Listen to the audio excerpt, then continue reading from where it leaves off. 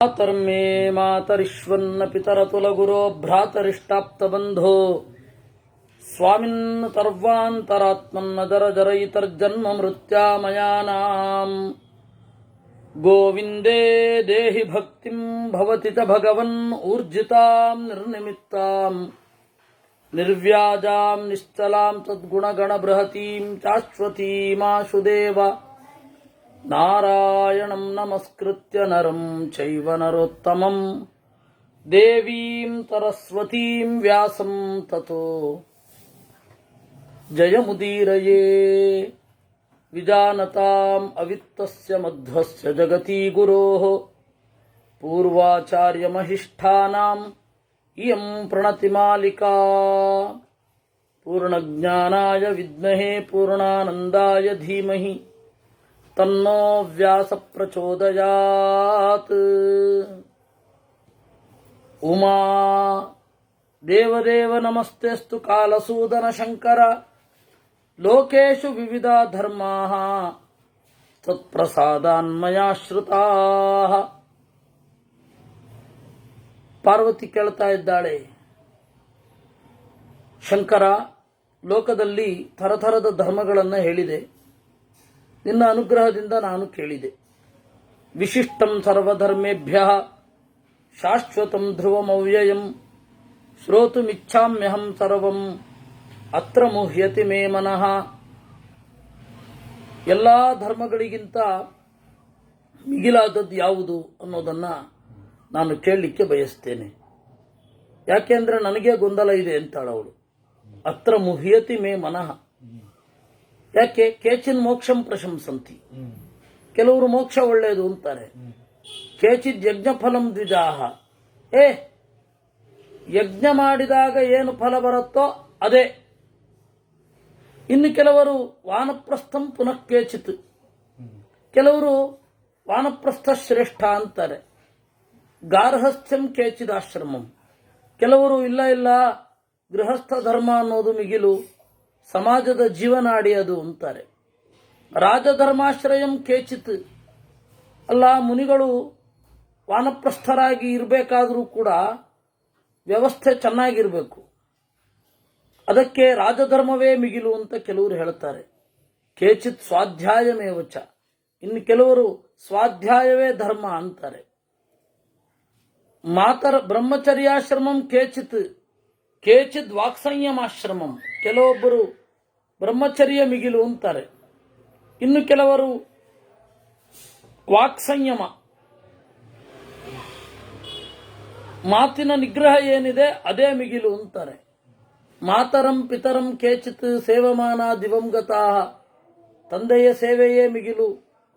ತಾಯಿ ತಂದೆಗಳ ಸೇವೆ ಮಾಡಿ ಸ್ವರ್ಗಕ್ಕೆ ಹೋದವರಿದ್ದಾರೆ.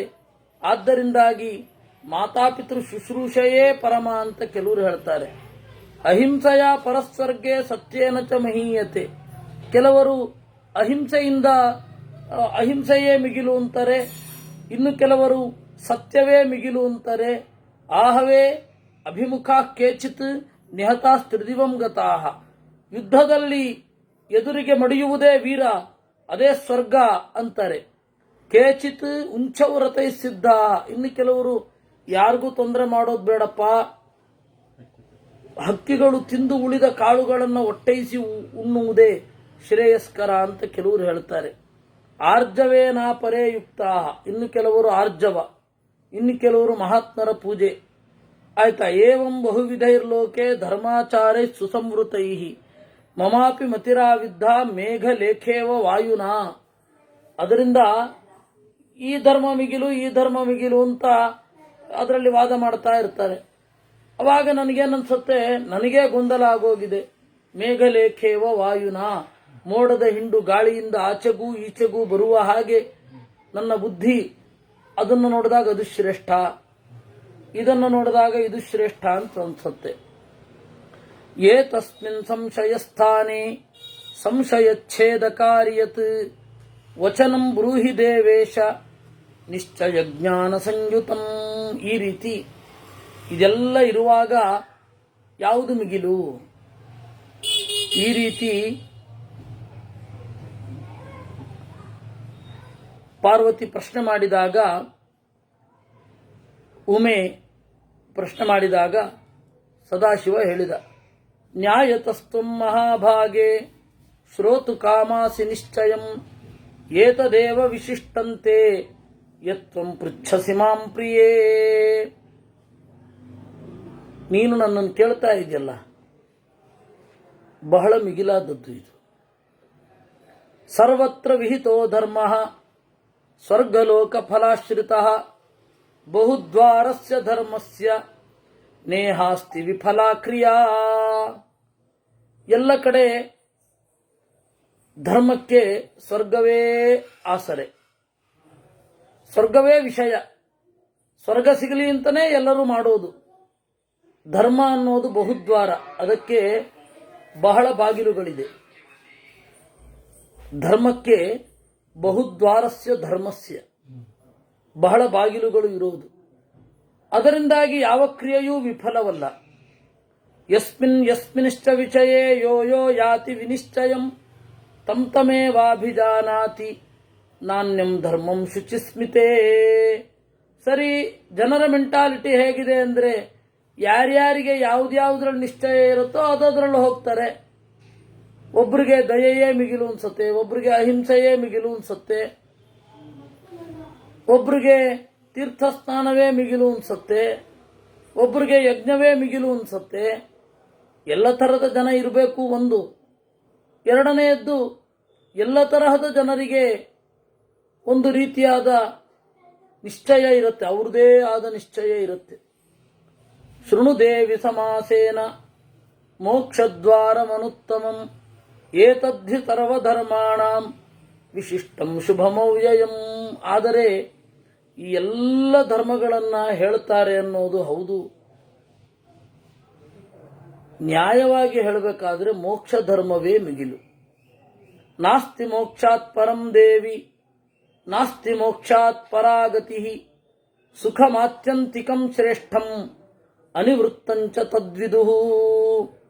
ಮೋಕ್ಷಕ್ಕಿಂತ ಮಿಗಿಲಾದ ಇನ್ನೊಂದು ಇಲ್ಲ. ನಾಸ್ತಿ ಮೋಕ್ಷಾತ್ ಪರಂ ದೇವಿ, ಆಮೇಲೆ ನಾಸ್ತಿ ಮೋಕ್ಷಾತ್ ಪರಾಗತಿ.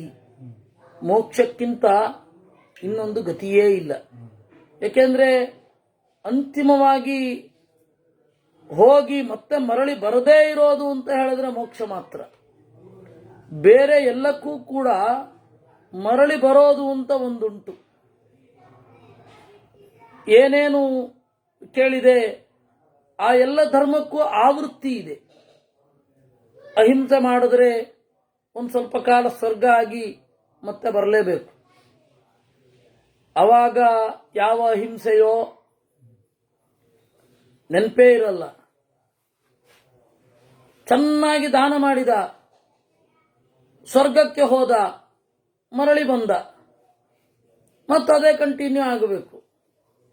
ಆದರೆ ಒಂದು ಸರ್ತಿ ಹೋಗಿ ಮರಳಿ ಬರದೇ ಇರೋದು ಅಂತ ಒಂದಿದೆಯಲ್ಲ, ಅದು ಮುಕ್ತಿ, ಬಿಡುಗಡೆ. ಯಾಕೆಂದ್ರೆ ಇದೆಲ್ಲ ಉಳಿದ ಎಲ್ಲವುಗಳು ಕೂಡ ಅನ್ಯಥಾ ಧರ್ಮದ ಜೊತೆಗಿದೆ. ಭಾಗವತ ಹೇಳತ್ತಲ್ವಾ, ಮುಕ್ತಿರ್ಹಿತ್ವ ಅನ್ಯಥಾ ರೂಪಂ ಸ್ವರೂಪೇಣ ವ್ಯವಸ್ಥಿತಿ ಅಂತ. ನಮ್ಮದಲ್ಲದ ರೂಪವನ್ನು ತೊರೆದು ನನ್ನ ಸ್ವರೂಪದಿಂದ ಇರೋದು ಏನಿದೆ ಅದನ್ನ ಮುಕ್ತಿ ಅಂತ ಕರೀತಾರೆ. ಆ ಕಾರಣದಿಂದ ಮುಕ್ತಿ ಅಂತ ಹೇಳಿದ್ರೆ ಹಾಗೆ. ಇದು ಆತ್ಯಂತಿಕ ಸುಖ, ಅನಿವೃತ್ತಂ, ಮತ್ತೆ ಮರಳುವುದೇ ಇಲ್ಲ. ನಾತ್ರ ದೇವಿ ಜರಾ ಮೃತ್ಯು ಶೋಕೋ ವಾ ದುಃಖಮೇವ ಚ ಅನುತ್ತಮಮಚಿಂತ್ಯಂಚ ತದ್ದೇವಿ ಪರಮಂ ಸುಖಂ. ಆದ್ದರಿಂದಾಗಿ ನ ಜರ, ಮುದಿತನವಿಲ್ಲ, ನ ಮೃತ್ಯು, ಮೃತ್ಯು ಇಲ್ಲ, ಶೋಕ ಇಲ್ಲ, ದುಃಖ ಇಲ್ಲ. ಅದಕ್ಕಿಂತ ಉತ್ತಮವಾದದ್ದೊಂದಿಲ್ವೇ ಇಲ್ಲ. ಅದೇ ಸುಖ. ಜ್ಞಾನಾನಾಮುತ್ತಮಂ ಜ್ಞಾನಂ ಮೋಕ್ಷ ಜ್ಞಾನಂ ವಿದುರ್ಬುಧಾ ಋಷಿಭಿರ್ದೇವ ಸಂಘೈಶ್ಚ ಪ್ರೋಚ್ಯತೆ ಪರಮಂ ಪದಂ. ಈ ಪರಮಪದ ಜ್ಞಾನದಿಂದ ಮುಕ್ತಿಯನ್ನೇ ಪಡಿಬೇಕು. ಕರ್ಮ ಎಲ್ಲ ಜ್ಞಾನಕ್ಕಾಗಿ ಇರೋದು. ಅದರಿಂದ ಏನು ದಾನ, ಅನ್ನದಾನ, ವಸ್ತ್ರದಾನ ಎಲ್ಲ ಹೇಳಿದೆವು, ಅದೆಲ್ಲವೂ ಕೂಡ ಜ್ಞಾನದಲ್ಲಿ ಪರ್ಯವಸಾನ ಆಗುತ್ತೆ. ಜ್ಞಾನ ಏನಿದೆ ಅದು ಮುಕ್ತಿಯಲ್ಲಿ ಪರ್ಯವಸಾನ ಆಗತ್ತೆ. ಅದರಿಂದಾಗಿ ಈ ಎಲ್ಲ ಕಾಮ್ಯ ವ್ರತಗಳಿಗಿಂತ ಕಾಮ್ಯವಾದ ವ್ರತ, ಇದು ಸಿಗತ್ತೆ, ಅದು ಸಿಗತ್ತೆ, ಹಾಗೆ ಸಿಗತ್ತೆ, ಹೀಗೆ ಸಿಗತ್ತೆ, ಇದೆಲ್ಲ ಒಂದು ಕಡೆ ಎಲ್ಲ ಧರ್ಮಶಾಸ್ತ್ರಗಳು ಎಲ್ಲವೂ ಕೂಡ ಪ್ರಚೋದನೆ ಮಾಡ್ತಾ ಇರುತ್ತೆ. ಏನೋ ಒಂದು ಮಾಡಿ, ಏನೋ ಒಂದು ಮಾಡಿ, ಏನೋ ಒಂದು ಮಾಡಿ ಅಂತ. ಕಡೆಗೆ ಶಾಸ್ತ್ರ ನಿಲ್ಲೋದು ಮುಕ್ತಿಯಲ್ಲಿ. ದುಃಖಾದಿಶ್ಚ ದುರಂತಶ್ಚ ಸಂಸಾರೋಯಂ ಪ್ರಕೀರ್ತಿತಃ ಶೋಕವ್ಯಾಧಿ ಜರಾದೋಷೈಃ ಮರಣೇನ ಚ ಸಂಯುತಃ. ಸಂಸಾರ ದುಃಖವೇ ಪ್ರಧಾನವಾಗಿ ಇರುತ್ತೆ. ದುರಂತಶ್ಚ, ಇದರ ಕೊನೆ ದುಃಖವೇ. ಶೋಕ ಇದೆ, ಇಲ್ಲಿ ಮಾನಸಿಕ ರೋಗ ಇದೆ, ದೈಹಿಕವಾದ ರೋಗ ಇದೆ, ವ್ಯಾಧಿ ಇದೆ, ಮರಣವೂ ಇದೆ. ಯತ್ರ ಜ್ಯೋತಿರ್ಗಣಾವ್ಯೋಮ್ನಿ ನಿವರ್ತಂತೆ ಪುನಃ ಪುನಃ ಏವಂ ಜೀವಾ ಅಮೀ ಲೋಕೆ ನಿವರ್ತಂತೆ ಪುನಃ ಪುನಃ. ಸ್ವಲ್ಪ ಮೇಲ್ಗಡೆ ಹೋದ್ರೆ ನಕ್ಷತ್ರಗಳೇ ಕೆಳಗಡೆ ಬೀಳೋದು ಕಾಣುತ್ತೆ. ಇನ್ನು ಉಳಿದದ್ದೇನು ಲೆಕ್ಕ. ಬ್ರಹ್ಮಾದಿಸ್ಥಾವರಂತಶ್ಚ ಸಂಸಾರೋಯ ಪ್ರಕೀರ್ತಿತಃ ಸಂಸಾರೇ ಪ್ರಾಣಿನಃ ಸರ್ವೇ ನಿವರ್ತಂತೆ ಯಥಾ ಪುನಃ. ಎಲ್ಲ ಪ್ರಾಣಿಗಳು ಮರಳಿ ಬರ್ತವೆ ಸಂಸಾರಕ್ಕಾಗಿ. ಅದರಿಂದಾಗಿ ಎಂದೂ ಮರಳಿ ಬರದಂತೆ ಹೋಗೋದೇನಿದೆ ಅದೇ ಇರೋದು. ಅದಕ್ಕಾಗಿಯೇ ಈ ಎಲ್ಲ ಪ್ರಯತ್ನ. ಅತ್ತತ್ರ ಸಂಸಾರ ಚಕ್ರಸ್ಯ ಮೋಕ್ಷೋ ಜ್ಞಾನೇನ ದೃಶ್ಯತೆ ಅಧ್ಯಾತ್ಮ ತತ್ವ ವಿಜ್ಞಾನಂ ಜ್ಞಾನಮಿತ್ಯಭಿಧೀಯತೆ. ಈ ಸಂಸಾರದ ಚಕ್ರದಿಂದ ಬಿಡುಗಡೆ ಆಗಬೇಕು. ಆ ಬಿಡುಗಡೆ ಯಾವುದರಿಂದ ಆಗಬೇಕು? ಜ್ಞಾನೇನ ದೃಶ್ಯತೆ, ಜ್ಞಾನದಿಂದ. ಅಧ್ಯಾತ್ಮ ತತ್ವ ವಿಜ್ಞಾನವನ್ನೇ ಜ್ಞಾನ ಅಂತ ಕರೆಯೋದು. ಜ್ಞಾನಸ್ಯ ಗ್ರಹಣೋಪಾಯಂ ಆಚಾರಂ ಜ್ಞಾನಿನಸ್ತಥಾ. ಇನ್ನು ಜ್ಞಾನವನ್ನ ಪಡೆದುಕೊಳ್ಳುವ ಬಗೆ ಹೇಗೆ? ಆಚಾರ. ಆಚಾರವನ್ನ ಹೇಳ್ತೇನೆ ಕೇಳು. ಆಚಾರ ಅಂತಂದ್ರೆ ಜೀವನದ ನಡೆ. ಆಚಾರ ಅಂದ್ರೆ ಒಂದು ರಿಚುವಲ್ ಅನ್ನುವ ದೃಷ್ಟಿಯಲ್ಲಿ ತಗೊಳ್ಬೇಡಿ. ನೀವು ಅಧ್ಯಾತ್ಮದಿಂದ ಕೂಡಿದ್ರೆ ಆಚಾರ ಸಹಜವಾಗಿರುತ್ತೆ. ನೀವು ಆಚಾರವನ್ನ ಪರಿಚಯ ಮಾಡಿಸಿದ್ರೆ ಅದರ ಹಿಂದೆ ಇರುವ ಕಾನ್ಸೆಪ್ಟ್ ಅಧ್ಯಾತ್ಮ ಹೊರಟು ಹೋಗುತ್ತೆ. ಇವತ್ತು ಆಗಿರೋದು ಅದೇ. ಮಕ್ಕಳಿಗೆಲ್ಲ ಆಚಾರ ಆಚಾರ ಆಚಾರ ಅಂತ. ಅವರಿಗೆ ಈ ಆಚಾರ ಮಾಡಿದ್ರೆ ಏನು ಸಿಗ್ತಾ ಇದೆ ಅಂತ ಪ್ರಶ್ನೆ ಬರುತ್ತೆ. ಅವ್ರಿಗೆ ಆಚಾರದಿಂದ ಪ್ರಯೋಜನ ಸಿಗ್ತಾ ಇಲ್ಲ. ಯಾಕೆ ಗೊತ್ತಾ? ಯಾಕೆ ಅಂದ್ರೆ ಆಚಾರದಿಂದ ಪ್ರಯೋಜನ ಯಾಕೆ ಸಿಗ್ತಾ ಇಲ್ಲ ಅಂದ್ರೆ ಆಚಾರದ ಹಿನ್ನೆಲೆಯಲ್ಲಿ ಜ್ಞಾನ ಇಲ್ಲ. ಯಾಕೆ ಮಾಡ್ತಾ ಇದ್ದೀವಿ ಅಂತ ಗೊತ್ತಿಲ್ಲ. ಅದರಿಂದ ಯಾಕೆ ಮಾಡಬೇಕು ಅನ್ನೋದನ್ನ ನೀವು ಕಾನ್ಸೆಪ್ಟ್ ಹೇಳಿದ್ರೆ ಅವರು ಹಾಗಲ್ಲದೆ ಬೇರೆ ರೀತಿಯಾಗಿರೋದೇ ಇಲ್ಲ. ಆ ಹಿನ್ನೆಲೆಯಲ್ಲಿ ತೀರಾ ಚಿಕ್ಕಂದಿನಲ್ಲಿ ಗೊತ್ತಾಗೋಲ್ಲ ಅವ್ರಿಗೆ. 10-12 ವರ್ಷಗಳ ತನಕ ಏನು ಗೊತ್ತಾಗೋದಿಲ್ಲ. ಅವಾಗ ಬಲಾತ್ಕಾರವಾಗಿ ಮಾಡಿಸ್ಬೇಕಾಗತ್ತೆ. ಆಮೇಲೆ ಅವ್ರಿಗೆ ಅದ್ರ ಹಿಂದೆ ಇರುವ ಕಾನ್ಸೆಪ್ಟ್ 15 ವರ್ಷದ ಮೇಲೆ ಶುರು ಆಗುತ್ತೆ. ಅವಾಗ ನಾವು ಅದರ ಹಿಂದೆ ಇರುವ ಕಾನ್ಸೆಪ್ಟ್ ಅನ್ನ ಅರ್ಥ ಮಾಡಿಸಬೇಕು. ಪ್ರಶ್ನೆ ಮಾಡೋ ಹುಕ್ಕಿ ಇರುತ್ತೆ 14-15ನೇ ವಯಸ್ಸಿನಲ್ಲಿ. ಉತ್ತರವನ್ನ ನಾವು ಹೇಳ್ತಾ ಇರ್ಬೇಕು. ಅವ್ರು ತಿಳಿಯುತ್ತೋ ಬಿಡುತ್ತೋ. ಅವಾಗ ಪ್ರಶ್ನೆ ಮಾತ್ರ ಮಾಡ್ಲಿಕ್ಕೆ ಬರುತ್ತೆ ಮಕ್ಕಳಿಗೆ. ಉತ್ತರ ತಿಳ್ಕೊಳ್ಳಿಕ್ಕಲ್ಲ. ಆದರೆ ಆ ಪ್ರಶ್ನೆಗೆ ನಾವು ಉತ್ತರ ಕೊಡ್ತಾ ಹೋಯ್ತು ಅಂದ್ರೆ ಅವ್ರಿಗೆ ಒಂದು ಭರವಸೆ ಇರುತ್ತೆ, ಇಲ್ಲ ಇದನ್ನು ಬಿಡೋ ಮೊದಲು ಇದಕ್ಕೇನು ಅರ್ಥ ಅಂತ ಕೇಳೋಣ ಕೆಲವರನ್ನಾದರೂ ಅಂತ. ಅದರಿಂದ ಜ್ಞಾನ ಅನ್ನೋದು ಆಚಾರದ ಗುರಿ. ಆಚಾರ ಅಂತಂದ್ರೆ ಒಳ್ಳೆ ನಡೆ. ಒಳ್ಳೆ ನಡೆ ಅಂತ ಹೇಳಿದ್ರೆ ಅದೇ ನಾವು ಈಗ ರಿಚುವಲ್ ಅನ್ನೋ ಅರ್ಥದಲ್ಲಿ ತಗೊಳ್ಬೇಡಿ ಅಂತ ಹೇಳಿದ್ದು. ಯಾಕೆಂದ್ರೆ ಅದು ಅರ್ಥಹೀನವಾಗಿಯೇ ಕಾಣುತ್ತೆ. ನೀವು ಅದರಲ್ಲಿ ಅರ್ಥ ನಿಮ್ಮಿಂದ ತುಂಬೋದದು. ಬೆಳಗ್ಗೆ ಬೇಗೆದ್ದು ಜಪ ಮಾಡೋದು, ಆ ಜಪಕ್ಕೆ ಒಂದು ಅರ್ಥ ಸಿಗೋದು ನಿಮ್ಮ ಮಾನಸಿಕ ಕ್ರಿಯೆಯಿಂದ.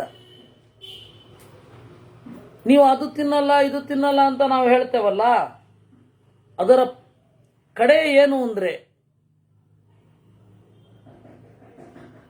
ಧ್ಯಾನಕ್ಕೆ ಮಾರನೇ ದಿವಸ ಉಪಯೋಗ ಆಗ್ತಾ ಇದೆಯಾ ಅನ್ನೋದ್ರ ಮೇಲೆ. ಈ ತರಹ ಎಲ್ಲ ನಾವು ಮಾಡಬೇಕಾಗತ್ತೆ. ಅದರಿಂದಾಗಿ ಆಚಾರದ ಅರ್ಥ ಏನು ಅಂದ್ರೆ ಜೀವನದ ನಡೆ. ಬ್ರಾಹ್ಮಣ ಆಗಲಿ ಕ್ಷತ್ರಿಯ ಆಗಲಿ ಗೃಹಸ್ಥಾಶ್ರಮನಾದವನು ಭೋಗಗಳನ್ನು ಹಿತಮಿತವಾಗಿ ಉಂಡು ಅದನ್ನು ಬಿಡಬೇಕು. ಗಾರ್ಹಸ್ಥ್ಯವನ್ನು ಬಿಟ್ಟು ಕಾಡಿಗೆ ಹೋಗಬೇಕು.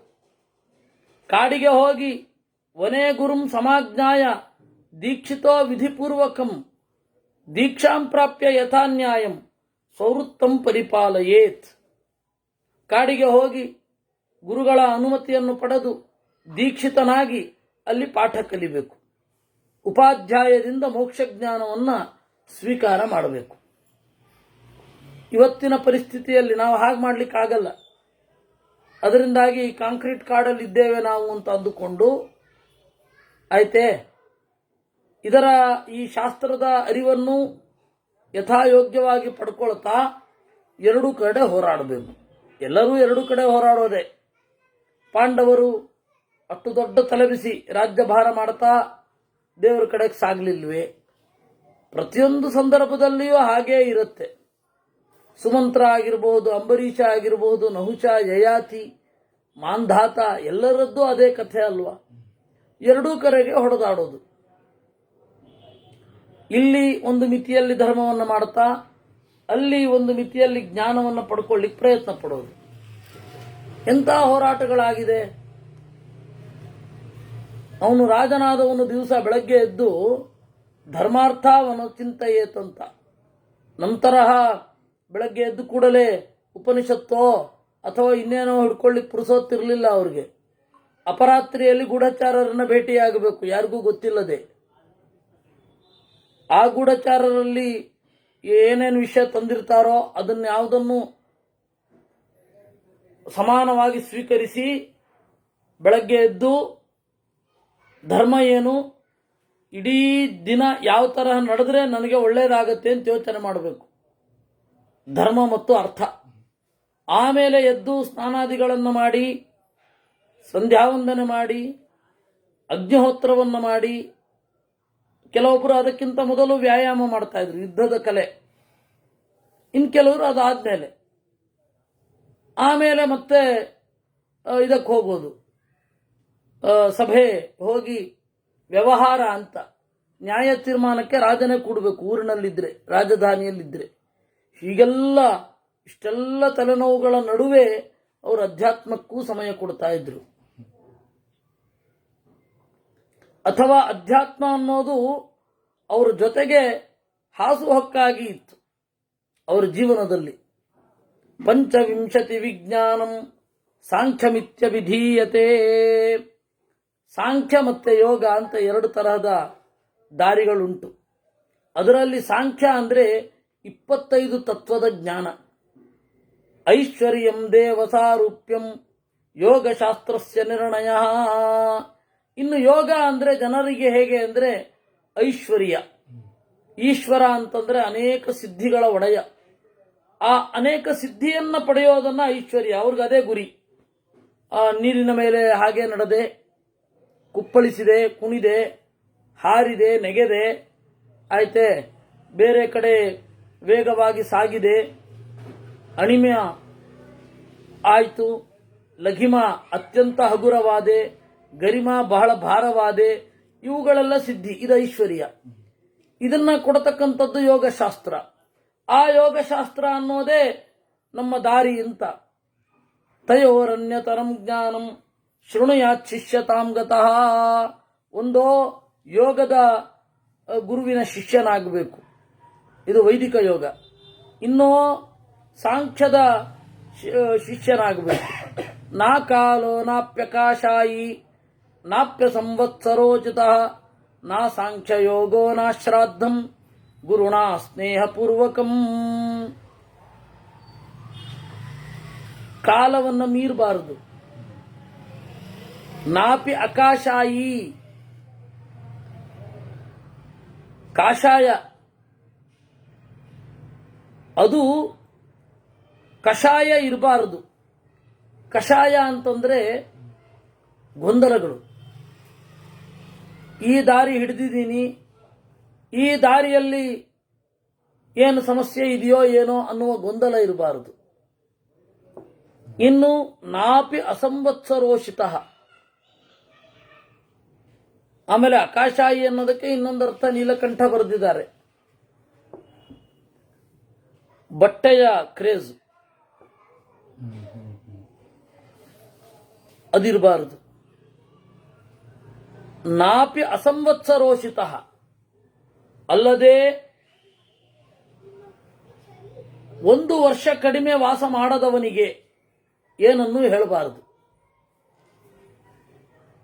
1 ವರ್ಷ ಅವನನ್ನು ಅಬ್ಸರ್ವ್ ಮಾಡಬೇಕು. ಅಲ್ಲ, ಈಗ ಯಾರು ಮಾಡಲ್ಲ, ಮಾಡ್ಲಿಕ್ಕೆ ಸಾಧ್ಯವೂ ಇಲ್ಲ. ಇವತ್ತಿನ ಪರಿಧಿಯಲ್ಲಿ ಅದನ್ನೆಲ್ಲ ಮಾಡ್ಲಿಕ್ಕೆ ಆಗಲ್ಲ. ಆಗ 1 ವರ್ಷ ಅವನು ಕಳೆದ ಮೇಲೆ ಅವನ ಗತಿ ಮತಿ ಎಲ್ಲ ಗೊತ್ತಾಗತ್ತೆ, ಅವನ ಕೃತಿ ಎಲ್ಲ ಗೊತ್ತಾಗತ್ತೆ. ಅವನ ಉದ್ದೇಶಗಳು ತಪ್ಪಿದ್ರೆ ಅಥವಾ ಗೂಢವಾದ ಉದ್ದೇಶ ಇತ್ತು ಅಂದ್ರೆ ಆಗ ನೀವು ಅದನ್ನ ಹೇಳ್ಕೊಡದೇ ಇರಬಹುದು. ಮೊದಲು ಆ ಒಂದು ಉದ್ದೇಶ ಇಟ್ಟುಕೊಂಡೇ ಏಕಲವ್ಯನಿಗೆ ದ್ರೋಣಾಚಾರ್ಯರು ಆಗಲ್ಲ ಅಂತ ಹೇಳಿದ್ದು. ಆದ್ರೆ ಹೇಳಬೇಕಾಯ್ತು. ನೀವು ಅದೇ ಯಾವುದೇ ಉಪನಿಷತ್ತಿನಲ್ಲಿ ನೋಡಿ, 1 ವರ್ಷಗಳ ಕಾಲ ನೀನು ವಾಸ ಮಾಡಬೇಕು ಅಂತ.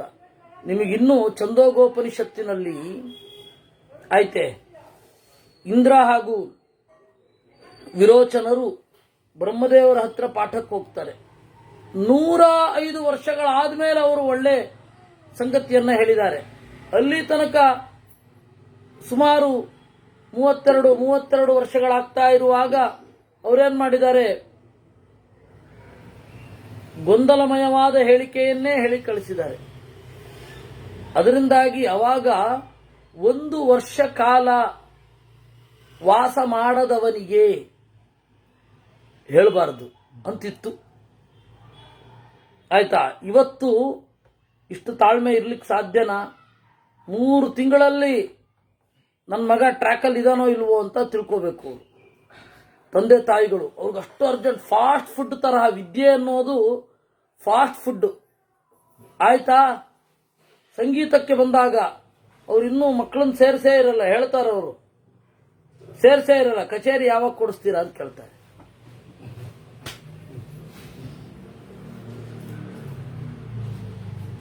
ನನ್ನ ಬಗ್ಗೆ ಅದೇ ಆಶ್ಚರ್ಯ. ಈ ನಮ್ಮ ಅಂಕಿತ ಪುಸ್ತಕದ ಪ್ರಕಾಶ್ ಕಂಬತ್ತಳ್ಳಿ ಅವರು ಅದನ್ನು ಕೇಳಿದ್ರು, ಜನ ನಿಮ್ಮ ಹತ್ರ ಬರ್ತಾರಾ?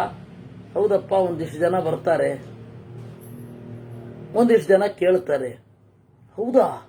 ಅಲ್ರಿ, ನೀವು ಮಾಡೋದಕ್ಕೆ ಪರೀಕ್ಷೆ ಇರುತ್ತಾ? ಇರಲ್ಲ. ರಿಸಲ್ಟ್ ಓರಿಯೆಂಟೆಡ್ ಅಲ್ವಾ ನಿಮ್ಮ ಟೀಚಿಂಗು? ಅಲ್ಲ. ಅವ್ರ ಮನಸ್ಸಿನ ಒಳಗಡೆ ಬೆಳಿಬೇಕಷ್ಟೇ.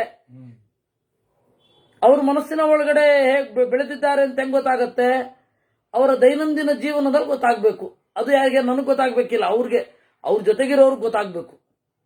ಇವನು ವೇದಾಂತ ಓದುವ ಮೊದಲು ಹೀಗಿದ್ದ, ವೇದಾಂತ ಓದ್ಮೇಲೆ ಹೀಗಾಗ್ತಾ ಇದ್ದಾನೆ ಅಂತ ಅವ್ರ ಜೊತೆಗಿನವ್ರಿಗೆ ಗೊತ್ತಾಗಬೇಕು.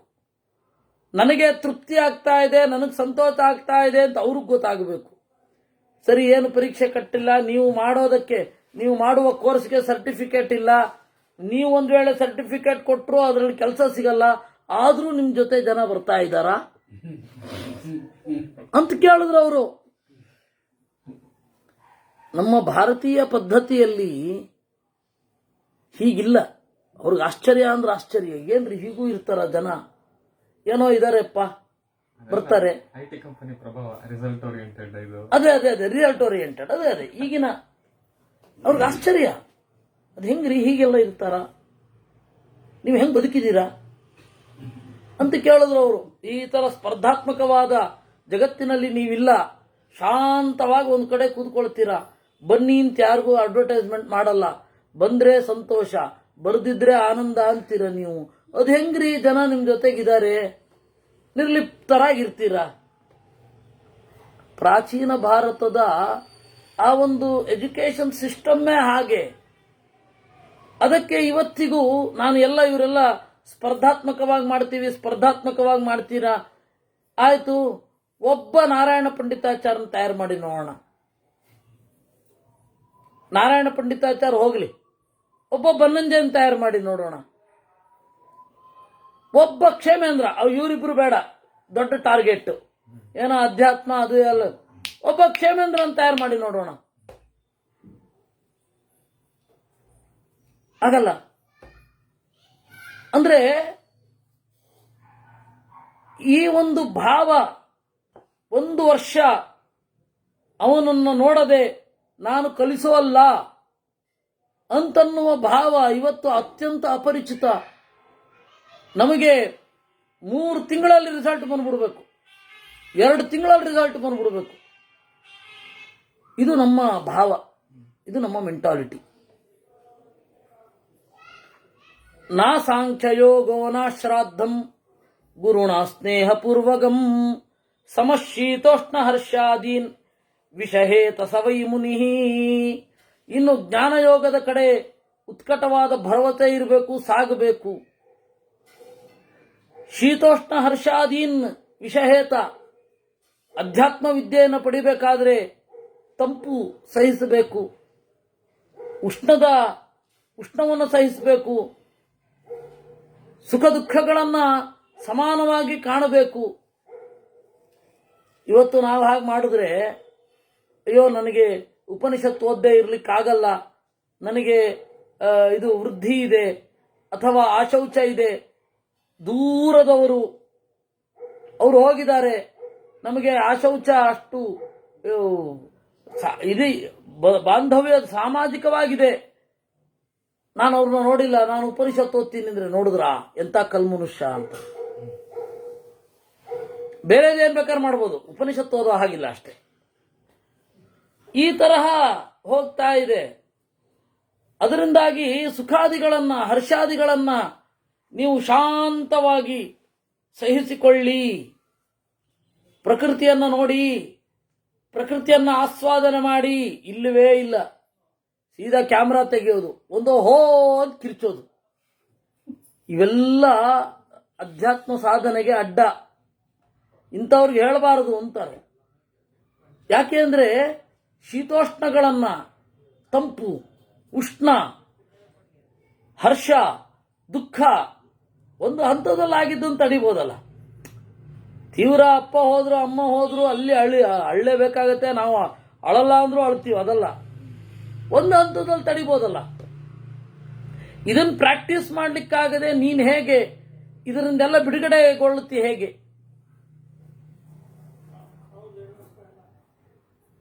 ಆದರೆ ಇದನ್ನ ವೆಸ್ಟರ್ನ್ ಇನ್ಫ್ಲೂಯೆನ್ಸು ಇದನ್ನ ಹೇಗೆ ನೋಡಿದೆ ಅಂತಂದ್ರೆ, ತಮ್ಮ ಬುದ್ಧಿಯನ್ನ ಮಂದ ಮಾಡ್ಕೋತಾರವರು, ಅದನ್ನೇ ಅವರು ಸಮಾಧಿ ಅಂತಾರೆ ಅಂತ ಅವರು ಹಂಗೆ ತಿರುಗಿಸ್ಬಿಟ್ಟಿದ್ದಾರೆ. ಆ ತರಹದ ಬೆಂಕಿಗೆ ತುಪ್ಪ ಹಾಕಲಿಕ್ಕೆ ದೇವದತ್ತ ಪಟ್ಟನಾಯಕದವರು ತರದ್ ಬೇರೆ. ಹೀಗೆಲ್ಲ ಆಗೋಗಿದೆ. ಅಮೃಷ್ಯಕ್ಷುತ್ಪಿಪಾಸಾಭ್ಯಾಂ ಉಚಿತೇಭ್ಯೋ ನಿವರ್ತಯೇತ್ ತ್ಯಜೇತ್ ಸಂಕಲ್ಪಜಾನ್ ಗ್ರಂಥೀನ್ ಸದಾ ಧ್ಯಾನ ಪರೋ ಭವೇತ್. ಅದಕ್ಕೆ ಹಸಿವು ನೀರಡಿಕೆಗಳನ್ನು ತಡ್ಕೊಳ್ಬೇಕು, ಹಸಿವು ನೀರಡಿಕೆಗಳನ್ನು ತಡ್ಕೋಬೇಕು.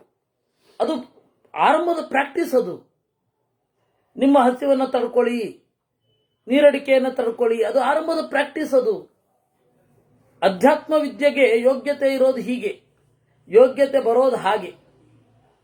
ಕ್ರಮೇಣ ನೀವು ಜಗತ್ತನ್ನ ತಟಸ್ಥವಾಗಿ ನೋಡಬೇಕಾಗತ್ತೆ. ಕಡೆಗೆ ನಿಮ್ಮ ಮಿತಿಯನ್ನು ನೀವು ತಟಸ್ಥವಾಗಿ ಅರ್ಥ ಮಾಡ್ಕೊಳ್ಬೇಕಾಗತ್ತೆ. ಗುಣವಂತರ ಗುಣಗಳನ್ನ ನೀವು ನೋಡಿ ಅದನ್ನ ಹಾರ್ದವಾಗಿ ಮೆಚ್ಚಬೇಕಾಗತ್ತೆ. ಅದೆಲ್ಲ ಒಗ್ಗೂಡಬೇಕು ಅಂದರೆ ಒಂದು ಮಟ್ಟದ ತಟಸ್ಥತೆ ಬೇಕು. ಆ ತಟಸ್ಥತೆ ಬರಬೇಕು ಅಂದರೆ ಇದು ಚಿಕ್ಕ ಮಟ್ಟದ ಉಪವಾಸ. ಇಲ್ಲಿ ತನಕ ಉಪವಾಸ ಇರಿ, ಆಮೇಲೆ ತಗೊಳ್ಳಿ. ಈ ಈ ಈ ಉಪವಾಸಗಳನ್ನು ಮಾಡಿ ವಿಷ್ಣು ಪಂಚಕ,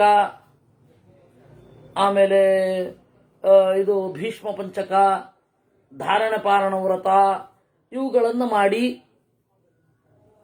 ಏಕಾದಶಿ, ಕೃಷ್ಣಾಷ್ಟಮಿ ಇವುಗಳನ್ನೆಲ್ಲ ಮಾಡಿ. ಯಾಕೆ ಮಾಡಬೇಕು? ನೀವು ಅರ್ಥ ಮಾಡ್ಕೊಳ್ಳಿಕ್ಕೆ ಹೊರಟಿರೋದು ಎಂಥದ್ದು? ನಿಮ್ಮ ಪ್ರಜ್ಞೆ ಇರೋದು ಯಾವುದು? ನಿಮ್ಮ ಗುರಿ ಇರೋದು ಮೋಕ್ಷ. ಇಲ್ಲ ಇದಕ್ಕೂ ಕೂಡ ಆ ಪುಣ್ಯ, ಅಷ್ಟು ಪುಣ್ಯ ಬರುತ್ತೆ, ಇಷ್ಟು ಪುಣ್ಯ ಬರುತ್ತೆ ಅಂದರೆ ಇದನ್ನು ಮಾಡಬೇಡಿ. ಉಪವಾಸ ಮಾಡದೆಯೂ ಆ ಪುಣ್ಯ ಕೆಲಸಗಳನ್ನು ಮಾಡಿ ನೀವು ಏನು ಫಲ ಬೇಕೋ ಅದನ್ನು ಪಡಿಬಹುದು. ಅದರಿಂದ ಅಮೃಷ್ಯ ಕ್ಷುತ್ಪಿಪಾಸಾಭ್ಯಾಂ, ಹಸಿವೆ ನೀರಡಿಕೆಗಳನ್ನು ತಡೆಯಿರಿ. ಉಚಿತೇಭ್ಯೋ ನಿವರ್ತಯೇತ್, ನಿಮಗೆ ಯಾವುದು ಹತ್ತಿರದಲ್ಲಿ ಸಿಗತ್ತೆ ಅದರಿಂದಲೂ ಹಿಂದೆ ಸರಿಲಿಕ್ಕೆ ಪ್ರಾಕ್ಟೀಸ್ ಮಾಡಿ. ಇದೆಲ್ಲ ಮನಸ್ಸಿನ ಎತ್ತರದ ಸ್ಥಿತಿಗಳು. ಇದೆಲ್ಲ ಬೇರೆಯವರಿಗೆ ಅರ್ಥ ಆಗಲ್ಲ, ಫೂಲಿಶ್ ಅಂತಂದ್ರೆ. ಇದೆಲ್ಲ ಹೊರಗಡೆ ಜನರಿಗೆಲ್ಲ ಹೇಳಲಿಕ್ಕೆ ಆಗ್ತದ? ಆದ್ರೆ ನೀವು ಡಯಟ್ ಮಾಡಿ ಅಂತ ಹೇಳಿದ್ರೆ ಅವರು ಅರ್ಥ ಮಾಡ್ಕೊಳ್ತಾರೆ. ಯಾಕೆಂದ್ರೆ ಅವರಿಗೆ ದೇಹ ಅಂತ ಮುಖ್ಯ. ದೇಹಕ್ಕಿಂತ ಮನಸ್ಸು ಮೀರ್ಬೇಕಲ್ವಾ? ನೀವು ಮನಸ್ಸನ್ನು ನಿಗ್ರಹಿಸುವಲ್ಲಿ ದೇಹದ ಸೌಂದರ್ಯ ಬಂದೇ ಬರುತ್ತೆ. ಮನಸ್ಸನ್ನು ನಿಗ್ರಹ ಮಾಡಿದ್ರೆ ದೇಹ ಸೌಂದರ್ಯ ಬಂದೇ ಬರುತ್ತೆ. ಅವರು ಸಾವಿರ ಹೇಳ್ತಾರೆ, ಕೀಟೋ ಡಯಟ್ ಅಂತೆ, ಅದಂತೆ, ಇದಂತೆ, ಹಾಗಂತೆ, ಹೀಗಂತೆ, ಅಷ್ಟೇ ತಿನ್ಬೇಕಂತೆ, ಇಷ್ಟೇ ತಿನ್ಬೇಕಂತೆ, ಹಾಗೆ ಹೇಳ್ತಾರೆ. ಆದ್ರೆ ನೀವು ಸೀದಾ ಮನಸ್ಸನ್ನೇ ನಿಗ್ರಹ ಮಾಡಿದ್ರೆ, ಶಾಸ್ತ್ರದಲ್ಲಿ ಹೇಳಿದ ಈ ಪದ್ಧತಿಗಳನ್ನೆಲ್ಲ ಆಚರಿಸಿದರೆ ಆಗೋದೇನಿದೆ? ಮನಸ್ಸು ಗಟ್ಟಿ ಆಗ್ತದಲ್ವಾ? ಕುಂಡಿಕಾ ಚಮ ಸಂಶಿಕ್ಯಂ ಛತ್ರಂ ಯಷ್ಟಿಮುಪಾನಹೌ ಛೇಲಮಿತ್ಯೇವ ನೈತೇಷು ಸ್ಥಾಪಯೇತ್ ಸ್ವಾಮ್ಯಮಾತ್ಮನಃ. ಹೀಗೆ ವಾನಪ್ರಸ್ಥನಾಗಿ ತೆರಳುವವ ಕುಂಡಿಕಾ, ಕುಂಡಿಕಾ ಅಂದ್ರೆ ಗಿಂಡಿ ಅಂತ ಹೇಳ್ತೇವಲ್ಲ ಅದು. ಚಮಸ ಅಂದ್ರೆ ಒಂದು ಪಾತ್ರೆ, ಶಿಕ್ಯ ಅಂದ್ರೆ ನೆಲುವು ಅಂತ ಕರೀತಾರೆ. ಏನನ್ನಾದ್ರೂ ತೂಗು ಹಾಕಲಿಕ್ಕೆ ಇರುವಂತಹ ಹಗ್ಗ. ಛತ್ರ ತೀರ ಬಿಸಿಲು, ಎಷ್ಟಿ ಕೋಲು, ಮೃಗಗಳು ಹೆದರ್ಲಿ ಅಂತ. ಉಪಾನಹಂ ಚಪ್ಪಲಿ, ಚೇಲ ಬಟ್ಟೆ. ಇಷ್ಟರಲ್ಲಿ ಮಾತ್ರ ನಿಮ್ಮ ಸ್ವಾಮ್ಯ ಇರಲಿ. ಇನ್ನು ಯಾವುದು ನನ್ನದು ಅನ್ನುವ ಅಭಿಮಾನ ಬೇಡ. ಗುರೋ ಪೂರ್ವಂ ಸಮುತ್ತಿಷ್ಠೇತ್ ಜಘನ್ಯಂ ತಸ್ಯ ಸಂವಿಶೇತ್ ನೈವಾ ವಿಜ್ಞಾಪ್ಯ ಭರ್ತಾರಂ ಅವಶ್ಯಕಮಪಿ ವ್ರಜೇತ್. ಗುರುಗಳಿಗಿನ್ ಮೊದಲು ಹೇಳಬೇಕು ಅಂತ. ಆದ್ರೆ ವಾರ್ಡನ್ ಎಬ್ಬಿಸ್ಲಿಂದ ಕಾಯ್ತಾ ಇರ್ತೀವಿ. ಅವನು ಎಬ್ಸಿದ್ರು ಬೈತೀವಿ, ಅದು ಬೇರೆ. ಹಾಸ್ಟೆಲ್ಗಳಲ್ಲಿ ವಾರ್ಡನ್ ಎಬ್ಸಿದ್ರೆ ಬೈತೀವಿ. ಇನ್ನು ಕೆಲವರಿಗೆ ಪರೋಪಕಾರದ ಉದ್ದೇಶದಿಂದ ಅಲಾರ್ಮ್ ಇಟ್ಕೋತಾರೆ. ಅವ್ರು ಹೇಳಲಿಕ್ಕಲ್ಲ, ಉಳಿದವ್ರು ಹೇಳಲಿಕ್ಕೆ ಅಂತ. ನಾನು ವಿದ್ಯಾಪೀಠದಲ್ಲಿದ್ದಾಗ 15ನೇ ರೂಮಲ್ಲಿದ್ದೆ. 11ನೇ ರೂಮ್ ಅವನು ಅಲಾರ್ಮ್ ಹಾಕೊಂಡು ಮಲ್ಕೊಳ್ಳೋದು. ನಾವು ಹೋಗಿ ಅವನು ನೆಪ್ಸೋದು. ಏಳು ಮಾಲಾಯ, ಅಕಸ್ಮಾತ್ ಅಲಾರ್ಮ್ ಆಫ್ ಮಾಡಿ ಆದ್ರೂ ಮಲಗು. ಹಾಗೆ ಪರೋಪಕಾರ ಹೀಗಿರುತ್ತೆ. ನೈವ ವಿಜ್ಞಾಪ್ಯ ಭರ್ತಾರಂ. ಅದರಿಂದಾಗಿ ಗುರುಗಳಿಗಿಂತ ಮೊದಲು ಹೇಳಬೇಕು, ನಂತರ ಮಲಗಬೇಕು. ಜಗನ್ಯಂ ತಸ್ಯ ಸಂವಿಶೇತ್ ದ್ವಿರಃ ನಿಸ್ನಾನ ಶಾಟೇನ ಸಂಧ್ಯೋರಭಿಚೇಚನಂ. ಸನ್ಯಾಸಿಗಳಲ್ಲದೆ ಹೋದ್ರೆ 2 ಹೊತ್ತು ಸ್ನಾನ. ವಾನಪ್ರಸ್ಥರಿಗೆ 2 ಹೊತ್ತು. ಅವರು 3 ಹೊತ್ತು ಮಾಡ್ತಾ ಇದ್ರು. ಅಶಕ್ತಿ ಇದ್ರೆ 2 ಹೊತ್ತು, ತೀರಾ ಅಶಕ್ತಿ ಇದ್ರೆ 1 ಹೊತ್ತು ಸಾಕು ಅಂತ. ಇನ್ನು ಸಂಧ್ಯಗಳಲ್ಲಿ ಅಭಿಷೇಕ, ಏಕಕಾಲಾಶನಂ, ಒಂದೇ ಹೊತ್ತು ಊಟ. ಇದು ಯತಿಗಳಿಗೆ, ವಾನಪ್ರಸ್ಥರಿಗೆ ನೀವು ಬಯಸಿದರೆ, ಅಂದ್ರೆ ಗೃಹಸ್ಥರು ಬಯಸಿದರೆ ಗೃಹಸ್ಥರಿಗೂ ಕೂಡ ಸಮಾನ. ಭೈಕ್ಷಂ ಸರ್ವತ್ರ ಗೃಹೀಯಾತ್ ಚಿಂತೆಯೇತ್ ಸತತಂ ನಿಶಿ ಕಾರಣೇ ಚಾಪಿ ಸಂಪ್ರಾಪ್ಯತೆ ನ ಕುಪ್ಯೇತ ಕದಾಚನ. ಎಲ್ಲರಿಂದ ಭಿಕ್ಷೆಯನ್ನು ಸ್ವೀಕಾರ ಮಾಡಬಹುದು ಸನ್ಯಾಸಿಗಳು, ಮತ್ತೆ ಮುಖ್ಯವಾಗಿ ಸನ್ಯಾಸಿಗಳು. ಇನ್ನು ಕಾರಣ ಬಂದರೂ ಸಿಟ್ಟು ಮಾಡಿಕೊಳ್ಬಾರದು. ಬ್ರಹ್ಮಚರ್ಯಂ ವನೇ ವಾತಃ ಶೌಚಮಿಂದ್ರಿಯ ನಿಗ್ರಹ ದಯಾಚ ಸರ್ವಭೂತೇಷು ತಸ್ಯ ಧರ್ಮ ಸನಾತನಃ. ಈ ರೀತಿ ಲಘ್ವಾಹಾರನಾಗಿ ಜಿತೇಂದ್ರಿಯನಾಗಿ ಅವನು ಯಾವ ಮಟ್ಟಕ್ಕೆ ನಿರ್ಲಿಪ್ತ, ಅವನು ತಿರುಗ್ತಾ ಇರಬೇಕು. ಅವನು ಯಾಕೆ ತಿರುಗುತ್ತಾ ಇರಬೇಕು ಅಂತಂದ್ರೆ ಮಾನಸಿಕವಾಗಿ ಯಾವುದನ್ನೂ ಹಚ್ಕೊಳ್ಬಾರದು ಅವನು. ಸನ್ಯಾಸಿ ಅಥವಾ ಈ ಸನ್ಯಾಸಿ ಅಲ್ಲ, ಯಾರೇ ಒಬ್ರು ಒಂದು ಊರಿನಲ್ಲಿದ್ದರೆ, ಅವನು ಕಾಳಿದಾಸ ಹೇಳ್ತಾನಲ್ಲ, ವಿಷವೃಕ್ಷೋಪಿ ಸಂವರ್ಜ ಸ್ವಯಂ ಛೇತ್ತು ಅಸಾಂಪ್ರತಂ ಅಂತ. ನೀನು ನೆಟ್ಟದ್ದು ವಿಷವೃಕ್ಷವೇ ಆಗಿರಲಿ, ಅದನ್ನು ಕತ್ತರಿಸಬಾರದು, ಯಾಕಂದ್ರೆ ನೀನು ಬೆಳೆಸಿದ್ದಲ್ಲ. ಹಾಗೆ ಒಂದು ಮೋಹ ಬೆಳೆದು ಬಿಡುತ್ತೆ. ಆ ಮೋಹದಿಂದ ಒಳಗಡೆಯಿಂದ ದೂರ ಆಗಿರಬೇಕು. ಆದರೆ ಸನ್ಯಾಸಿಗಳಿಗೆ ಹೆಚ್ಚು ಅವಕಾಶ ಇದೆ, ಅದಕ್ಕೆ ತಿರುಗ್ತಾ ಇರ್ತಾರೆ. ಅವರು ತಿರುಗ್ತಾ ಇದ್ದಾಗ ಎಲ್ಲರನ್ನ ನೋಡ್ತಾ ಇರ್ತಾರೆ, ಒಬ್ಬರ ಮೇಲೆ ಹೆಚ್ಚು ಪ್ರೀತಿ ಬರಲ್ಲ. ಅನಿಷ್ಠುರೋನ ಅಹಂಕಾರ. ಆದರೆ ಆತನ ನಿರಂತರ ಸಂಚಾರದಿಂದ ಒಂದು ಒಳ್ಳೆ ಬೆಳೆಯುತ್ತೆ. ನಾವು ಸ್ವಾಮಿಗಳ ಜೊತೆ, ಪೇಜಾವರ ಸ್ವಾಮಿಗಳ ಜೊತೆ ಹೋಗಿ ಅನುಭವ, ಪೇಜಾವರ ಸ್ವಾಮಿಗಳ ತರಹ ಸಂಚಾರ ಯಾರು ಮಾಡ್ಲಿಕ್ಕೆ ಆಗಲ್ಲ. ಅವರು ಇವತ್ತು ಒಳ್ಳೆ ಅತ್ಯಂತ ಶ್ರೀಮಂತರ ಅತ್ಯಂತ ಒಳ್ಳೆಯ ಕೋಣೆಯಲ್ಲಿ ಮಲಗೋದು, ಮಾರನೇ ದಿವಸ ರಾತ್ರಿ ಪೆಟ್ರೋಲ್ ಪಂಪ್ ಹತ್ರ ಮಲ್ಕೊಂಡಿರ್ತಿದ್ವಿ. ಎರಡೂ ಎಕ್ಸ್ಟ್ರೀಮು. ಅವ್ರು ಎರಡಕ್ಕೂ ಸಮಾನವಾಗಿರೋರು. ಅಯ್ಯೋ ಇದೇನಪ್ಪ ಇದು ಅಂತಿಲ್ಲ, ಅಯ್ಯೋ ಏನಪ್ಪ ಇದು ಅಂತ ಹೇಳಿ ಆಶ್ಚರ್ಯ ಇಲ್ಲ. ಎರಡಕ್ಕೂ ಸಮನಾಗಿರೋರು. ಸಂಚಾರ ಮಾಡ್ತಾ ಇದ್ರೆ ಆ ಗುಣ ಸಹಜವಾಗಿ ಬಂದ್ಬಿಡುತ್ತೆ. ಅದು ಇದಲ್ಲ, ನೀವು ತಿರುಗ್ತಾ ತಿರುಗ್ತಾ ತಿರುಗ್ತಾ ಆ ತರಹ ಆಗೋಗಿರುತ್ತೆ. ಆದ್ರೆ ಆ ತಿರುಗೋದು ಪ್ರೀಪ್ಲ್ಯಾಂಡ್ ಆಗಿ ಇದ್ರೆ ಇನ್ನು ಅದು ಇದ್ದೇ ಇರುತ್ತೆ. ಇದು ಇಲ್ಲಿ ನಿಂತ್ರೆ ಮಾತ್ರ ಸರಿಯಾಗಿರುತ್ತೆ ಅಂತ. ನನಗೆಲ್ಲ ಬಹಳ ಹೊಸ ಅನುಭವ ಏನು ಅಂದ್ರೆ, ಈಗ ಮದುವೆ ಆದಮೇಲೆ ಇಂಥಲ್ಲಿಗೆ ಹೋಗಬೇಕು, ಇಂಥಲ್ಲಿ ಇದಾಗಬೇಕು ಅಂತಂದುಕೊಂಡು ಹೋಗಬೇಕಾಗತ್ತೆ. ನಾವು ಮೊದಲು ಹೇಗೆ ಅಂದ್ರೆ ಮನಸ್ಸು ಬಂದ ಕೂಡಲೇ ಹತ್ತೋದು ಹಾಗಿತ್ತು.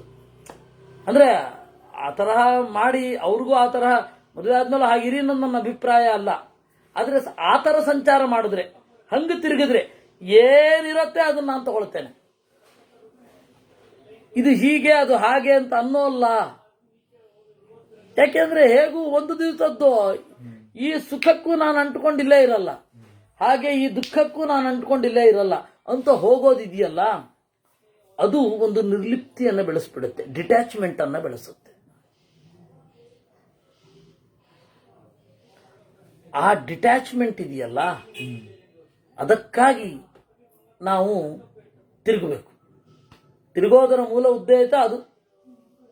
ಅದರಿಂದಾಗಿ ಆ ಮಟ್ಟಕ್ಕೆ ಹೋದಾಗ ಈ ಎಲ್ಲವನ್ನ ಮೀರ್ಲಿಕ್ಕೆ ಅದು ಮುಕ್ತಿ ಅಂದ್ರೆ ಏನು, ಎಲ್ಲ ಬಿಡುಗಡೆ ಅಲ್ವಾ, ಅದು ಮೆಟ್ಟಿಲ್ಲ. ಅದು ತುಲ್ಯ ನಿಂದಾ ಸ್ತುತಿರ್ಮೌನಿ ಸಮಲೋಷ್ಟಾಶ್ಮ ಹೊಗಳಿದಾಗ ಹಾಗೆ ತಟಸ್ಥವಾಗಿರಬೇಕು, ನಿಂದೆ ಮಾಡಿದಾಗಲೂ ಅಷ್ಟೇ ತಟಸ್ಥವಾಗಿರಬೇಕು. ತುಲ್ಯ ನಿಂದಾ ಸ್ತುತಿರ್ಮೌನಿ ಸಮಲೋಷ್ಟಾಶ್ಮ ಕಾಂಚನ ಸಮಶತ್ರೌಚ ಮಿತ್ರೇಚ. ಮಿತ್ರರಲ್ಲಿ ಯಾವ ರೀತಿಯಾದ ಒಂದು ದಯಾಭಾವ ಇರುತ್ತೆ, ಇದು ಬ್ರಾಹ್ಮಣರಿಗೆ ಮಾತ್ರ, ವಾನಪ್ರಸ್ಥರಿಗೆ ಮಾತ್ರ, ಕ್ಷತ್ರಿಯರಿಗಲ್ಲ, ಅಧಿಕಾರದಲ್ಲಿರೋರಿಗಲ್ಲ. ಸಮಶತ್ರೌಚ ಮಿತ್ರೇಚ ಆಗಿರಬೇಕು, ಜ್ಞಾನಾಭ್ಯಾಸ ಇರಬೇಕು, ಭಯ ಇರಬಾರದು. ಅನುದ್ವಿಗ್ನಮತೆ ಶೋಕಸ್ಥಾನ ಸಹಸ್ರಾಣಿ ಭಯಸ್ಥಾನ ಶತಾನಿ ಚ ದಿವಸೇ ದಿವಸೇ ಮೂಢಂ ಆವಿಶಂತಿ ನ ಪಂಡಿತಂ. ಈ ರೀತಿ ನಷ್ಟೇ ಧನೆ, ಹಣ ಹೋದಾಗ, ದಾರೆ ಹೆಂಡತಿ ಸತ್ತಾಗ, ಮಗ ಸತ್ತಾಗ, ತಂದೆ ಸತ್ತಾಗ, ಅಹೋ ದುಃಖಮಿತಿದ್ಯಾಯನ್ ಶೋಕಸ್ಯ ಪದಮಾವ್ರಜೇತ್. ಓ ದುಃಖ ಅಂತ ಅಲ್ಲಿಗೆ ಹೋಗಬಾರದು, ಅದನ್ನು ದಾಟೋದು ನೋಡಬೇಕು. ಯಾಕೆಂದ್ರೆ ಇಬ್ರು ಒಟ್ಟಿಗೆ ಸಾಯಲಿಕ್ಕಾಗಲ್ಲ, ಇಬ್ರು ಒಟ್ಟಿಗೆ ನೆಣಕೋಬೇಕಷ್ಟೆ, ಅದು ಬಿಟ್ಟು ಬೇರೆ ಆಗಲ್ಲ. ಒಬ್ಬರಾದ್ಮೇಲೆ ಒಬ್ರು ಹೋಗ್ಬೇಕು. ಅವಾಗ ಹೋದಾಗ ಆ ತಟಸ್ಥತೆಯೇ ಇರಬೇಕು. ನೀವು ಇಷ್ಟು ದಿವಸ ಪ್ರಾಕ್ಟೀಸ್ ಮಾಡಿದ್ದೇನು ಅದೇ ತಟಸ್ಥತೆಯನ್ನು, ಆ ತಟಸ್ಥತೆಗೆ ಬರಲಿಕ್ಕೇನೆ ಇಷ್ಟೆಲ್ಲ ಪ್ರಾಕ್ಟೀಸ್. ಎಲ್ಲವೂ ಹೇಳಿರೋದು ಅದಕ್ಕಾಗಿ. ಅದರಿಂದಾಗಿ ಮೃತಂವಾ ಯದಿವಾ ನಷ್ಟಂ ಯೋತೀತ ಮನುಷ್ಯೋಚತಿ. ಸತ್ತವನನ್ನಾಗಲಿ ನಮ್ಮಿಂದ ದೂರ ಹೋದವನನ್ನಾಗಲಿ ಯೋಚನೆ ಮಾಡ್ತಾ ಇದ್ರೆ ಸಂತಾಪೇನ ಚ ಯುಜ್ಯೇತ, ದುಃಖ ಆಗತ್ತಷ್ಟೇ, ಅವರೇನು ವಾಪಸ್ಸೇನು ಬರಲ್ಲ. ನಚಾಸ್ಯ ತಚ್ಚಾಸ್ಯ ನ ನಿವರ್ತತೆ. ಆ ಕಾರಣದಿಂದ ಈ ಎಲ್ಲ ನಡೆ ಏನಿದೆ ಇದು ಆಚಾರ. ಸುಖದ ನಂತರ ದುಃಖ, ದುಃಖದ ನಂತರ ಸುಖ, ಅದೆಲ್ಲವೂ ಕೂಡ ಒಂದು ನಡೆ, ಅದೆಲ್ಲ ಜ್ಞಾನಕ್ಕಾಗಿ ಇರೋದು. ಇದನ್ನ ನಜಾತು ಕಾಮ ಕಾಮಾನಾಂ ಇತ್ಯಾದಿಗಳಿಂದ ಹೇಳುತ್ತಾರೆ. ಇದೆಲ್ಲ ಹಿಂದೆ ಬೇರೆ ಬೇರೆ ಕಡೆ ಬಂದಿರುವಂಥದ್ದನ್ನೇ ನಿರೂಪಣೆ ಮಾಡ್ತಾರೆ. ಹೀಗೆ ಮೋಕ್ಷ ಧರ್ಮ ಅನ್ನೋದು ಶ್ರೇಷ್ಠ. ನೀವು ಆ ಧರ್ಮಕ್ಕೆ ಹೋಗ್ತಾ ಇದ್ದಾಗ ಉಳಿದದ್ದೆಲ್ಲ ಜೊತೆಗಿದ್ದೇ ಇರುತ್ತೆ. ಮಾನವ ಕೇಂದ್ರಿತ ಅಂತ ಈ ಅರಿಸ್ಟಾಟಲ್ ಶುರು ಮಾಡಿದ್ದು. ಅರಿಸ್ಟಾಟಲ್ಲು ಅವರೆಲ್ಲರೂ ಮ್ಯಾನ್ ಈಸ್ ಸೆಲ್ಫ್ ಸೆಂಟರ್ಡ್ ಅಂತ. Man is self centred. ಮನುಷ್ಯನಷ್ಟು ಸ್ವಕೇಂದ್ರಿತ ಮನುಷ್ಯ, ಸೆಲ್ಫ್ ಸೆಂಟರ್ಡ್ ಒಬ್ಬ ಇಲ್ಲ. ಯಾಕೆಂದ್ರೆ ಅವನು ಎಲ್ಲವನ್ನ ಹಾಗೆ ಚಿಂತನೆ ಮಾಡ್ತಾನೆ ಅಂತ. ಆದರೆ ಪ್ರಾಚೀನ ಭಾರತದಲ್ಲೇ ಹಾಗಿರಲಿಲ್ಲ, ದೇವಕೇಂದ್ರಿತ. ಅದಕ್ಕಾಗಿ ನಮ್ಮ ಸುಖವನ್ನ ನಾವು ಎಷ್ಟು ಬೇಕೋ ಅಷ್ಟು ಮಾತ್ರ ಬಳಸ್ತೇವೆ ಅಂತ. ಆ ರೀತಿ ಇರೋದು.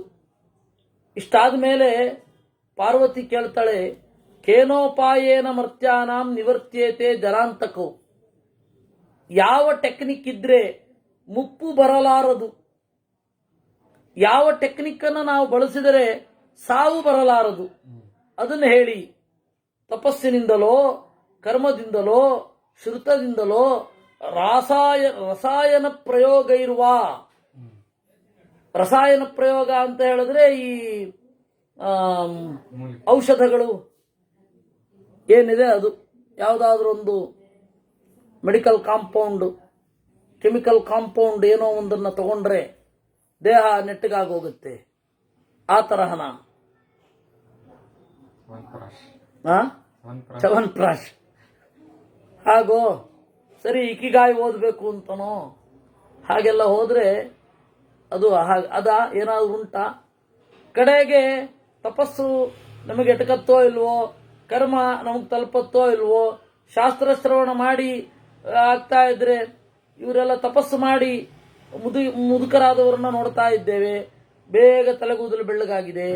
ಇನ್ನು ಶ್ರುತೇನವ ಶಾಸ್ತ್ರ ಶ್ರವಣ ಮಾಡ್ತಾ ಇದ್ದವರು, ಅಯ್ಯೋ ದೇವರೇ, ಬಹಳ ಅವ್ರದ್ದು ಕೂಡ ಬೇಗ ಮುದಿಯಾಗಿ ಬೇಗ ಅವರ ಶಕ್ತಿ ಎಲ್ಲ ಕುಂದಿ ಹೋಗಿದೆ.